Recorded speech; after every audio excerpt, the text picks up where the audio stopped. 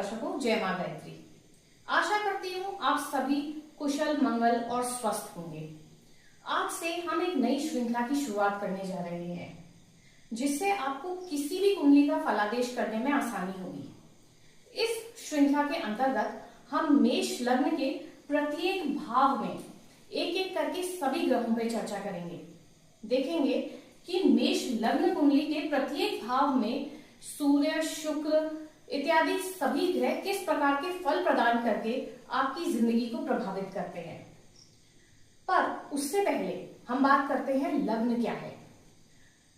देखिए, जब भी किसी का जन्म होता है तो जन्म कुंडली बनती है, और जन्म कुंडली का जो प्रथम भाव होता है, यह प्रथम भाव में जो राशि है वो लग्न कहलाती है। क्योंकि इस कुंडली में प्रथम भाव में 1 नंबर लिखा है, यह मंगल की मेष राशि है, इसलिए यह मेष लग्न की कुंडली कहलाई जाएगी। मेष लग्न कुंडली के जातकों की कुछ विशेषताएं होती है। आइए सबसे पहले उन पे चर्चा करते हैं। मेष लग्न के जातक बहुत क्रोधी स्वभाव के होते हैं, बहुत उग्र होते हैं। इन्हें ज्यादातर देखा गया है पानी से विशेषकर डर लगता है। ये पित्त प्रवृत्ति के होते हैं और बहुत चंचल होते हैं। इनकी आंखें गोल और घुटने थोड़े कमजोर होते हैं। ये भोजन हर तरह का प्राप्त करते हैं, परंतु फिर भी आप देखेंगे ये बहुत दुबले पतले होते हैं। इनकी संतान 1 या 2 ही होती है। ये बहुत उदार और अच्छी प्रवृत्ति के लोग होते हैं। इसके साथ ही ये जीवन के 16वें, 20वें, 28वें, 31वें, 41वें और 91वें वर्ष में ये प्रगति करते हैं। इन्हें भूमि, वाहन और बंगले सब प्रकार के सुख प्रदान होते हैं। तो ये थी दर्शकों मेष लग्न के जातकों की कुछ विशेषताएं। अब हम आते हैं मेष लग्न में सूर्य के फल पर।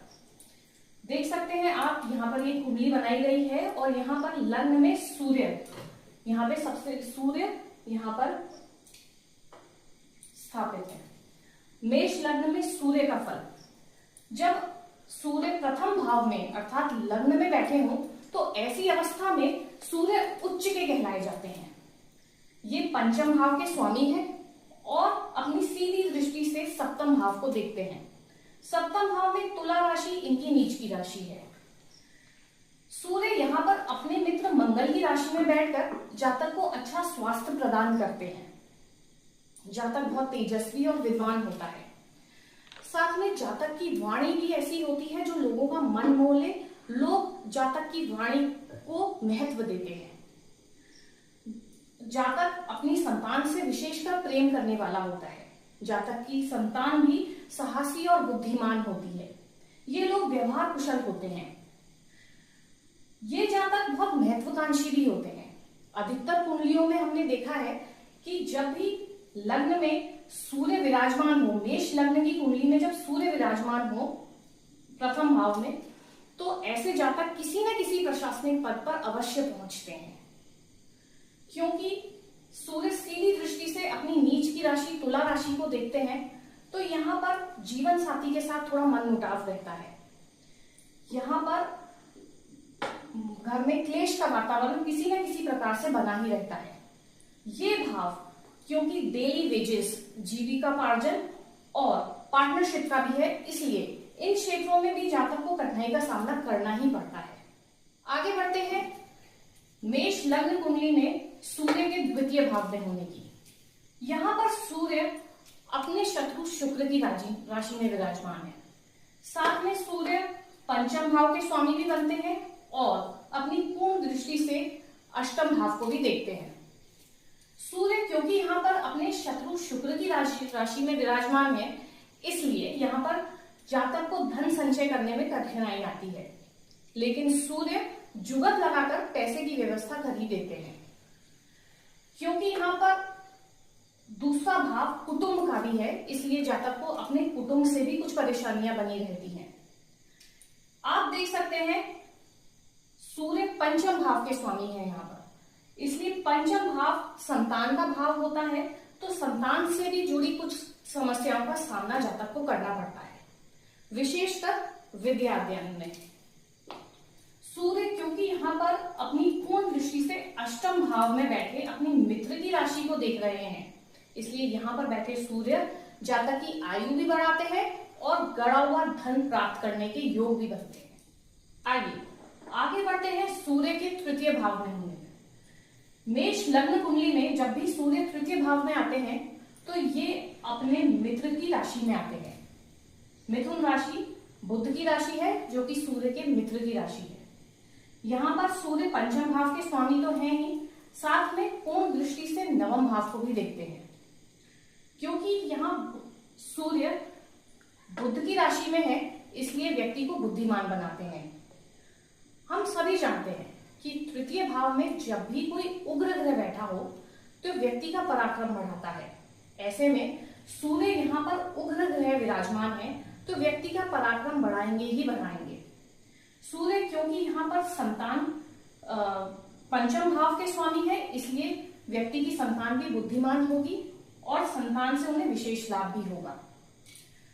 सूर्य अपनी पूर्ण दृष्टि से यहाँ नवम भाव को देखते हैं, इसलिए जातक भाग्यशाली होता है, धर्मात्मा होता है और तीर्थ यात्रा में बढ़ चढ़कर हिस्सा लेने वाला होता है।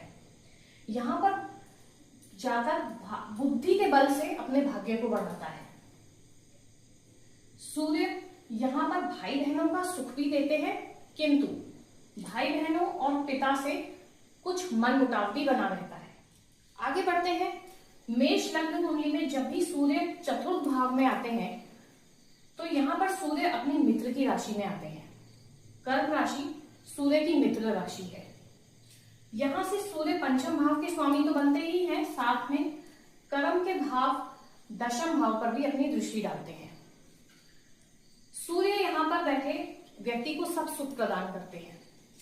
यहाँ पे बैठे सूर्य व्यक्ति को बंगला, वाहन, भूमि सब प्रकार के सुख प्रदान करते हैं, लेकिन माता से कुछ मनमुटाव रहता है। जातक विद्वान तो होता है परंतु पिता से भी उसके कुछ मतभेद बने रहते हैं।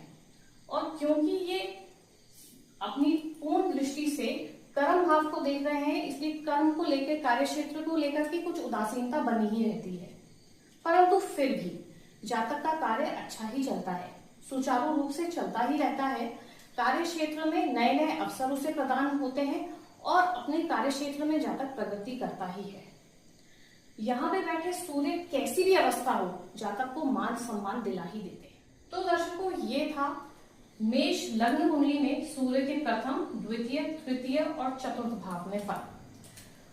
अगले वीडियो में हम चर्चा करेंगे सूर्य के 5वें, 6ठे, 7वें और 8वें घर में क्या फल प्रदान होते हैं। तब तक आज्ञा दें। आशा करती हूँ आपको ये वीडियो पसंद आया होगा। शेयर और लाइक करना ना भूलें और हाँ, हमेशा की तरह आपके कमेंट्स का मुझे इंतजार रहेगा। नमस्कार।